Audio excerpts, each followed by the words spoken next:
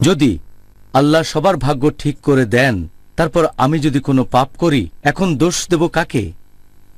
আমার ভাগ্যে যদি লেখা থাকে যে আমি খুন করব, তারপর একদিন খুন করে ফেললাম, তবে এই কাজটার জন্য তো আসলে আমি কখনোই দায়ী হব না, কারণ আল্লাহ আমার ভাগ্যে এগুলো লিখে রেখেছেন। সেই জন্য দায়ী হবেন আল্লাহ।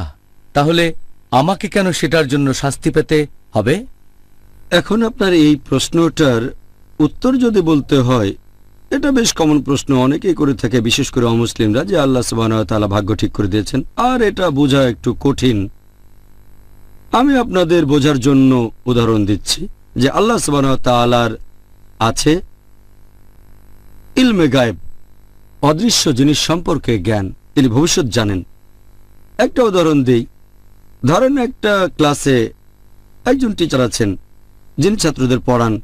1 বছর যাওয়ার পরে, পরীক্ষা শুরু হওয়ার আগে, টিচার অনুমান করলেন যে এই ছেলেটা পরীক্ষায় ফার্স্ট ক্লাস ফার্স্ট হবে, এই ছেলেটা সেকেন্ড ক্লাস পাবে, এই ছেলেটা পরীক্ষায় ফেল করবে।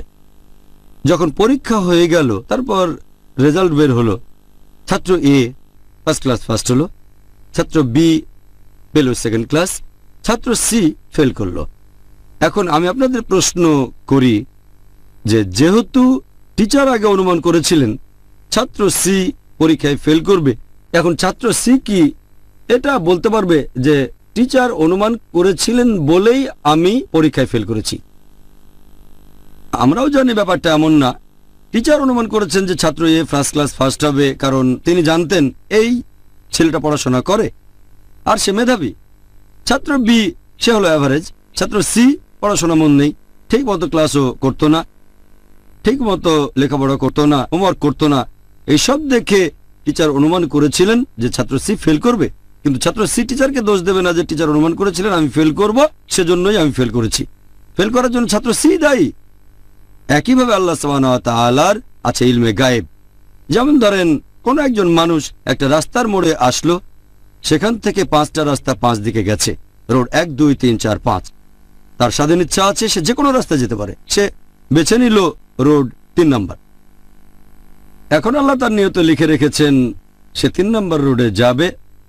ব্যাপারটা এমন না যে আল্লাহ লিখে রেখেছেন বলেই সে এই রাস্তায় যাচ্ছে, আসলে সেরকম না।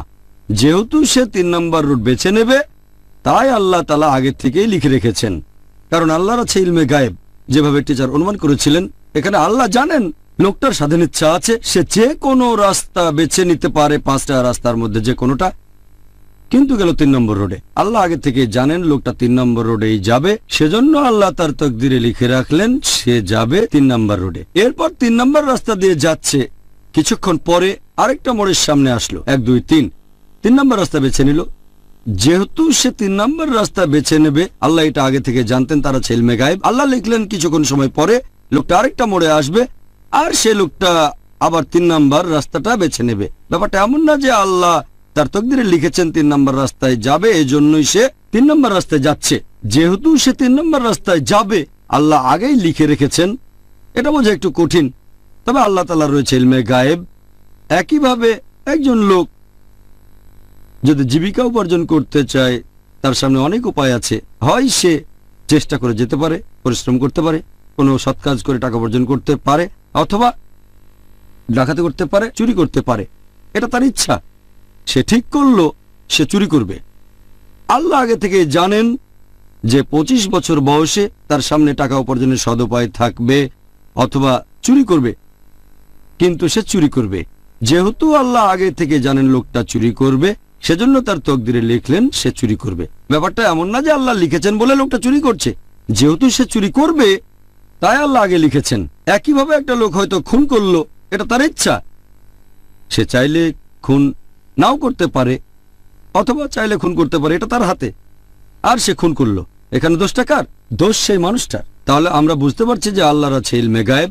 আর সেজন্যই উর্দুতে একটা কথা আছে, একটা শায়ের আল্লামা ইকবালের, বলা হয়েছে, खुद ही को कर इतना बुलंद कि हर तकदीर के पहले खुदा अपने बंदे से खुद पूछे बताते रजा क्या है। যার মানে নিজেকে এতই মহান করে তোলো যে আল্লাহ তোমার নিয়তি লেখার আগে তোমাকে জিজ্ঞেস করবেন তোমার ইচ্ছাটা কি। ভিডিওটি কেমন লাগলো তা জানাতে অবশ্যই কমেন্ট করুন। ভালো লাগলে লাইক দিন এবং শেয়ার করুন। আর প্রতিদিন নতুন নতুন ভিডিও দেখতে এখনই সাবস্ক্রাইব করুন EMM টিভি চ্যানেলটি। ধন্যবাদ।